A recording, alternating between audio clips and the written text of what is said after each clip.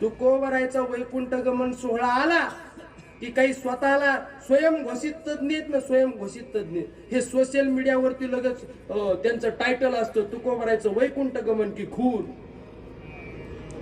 बरोबर ना? प्रत्येक वर्षाला येतं हे असे मंबाजी आहेत ना, आणखी जिवंत आहेत महाराष्ट्रामध्ये.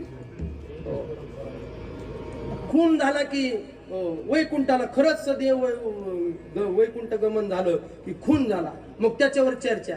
उगाच लोकांचा बुद्धिभेद करायचा.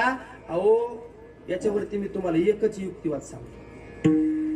मला सांगा, ज्या तुकोबरायच्या वह्या, ज्या तुकोबरायची गाथा बुडवली आणि ती बुडवल्यानंतर 13 दिवस, बरोबर ना, 13 दिवस, त्याच्या अगोदर 5 दिवस तुकोबराय उपोषणाला बसले नाही.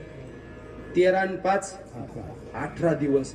18 दिवस तुकोबरायांच्या ज्या गाथा बुडवली, गाथा हे की नाही, ज्या वह्या बुडवल्या, गाथा बुडवल्या, ती गाथा 18 दिवस जर पांडुरंग परमात्म्याने त्या पाण्यामध्ये भिजू दिली नाही, त्या गाथेचं जर संरक्षण केलं, त्या अभंगाचं जर संरक्षण केलं, तर तुकोबरायचा खून करताना देव काय झोपला असेल का?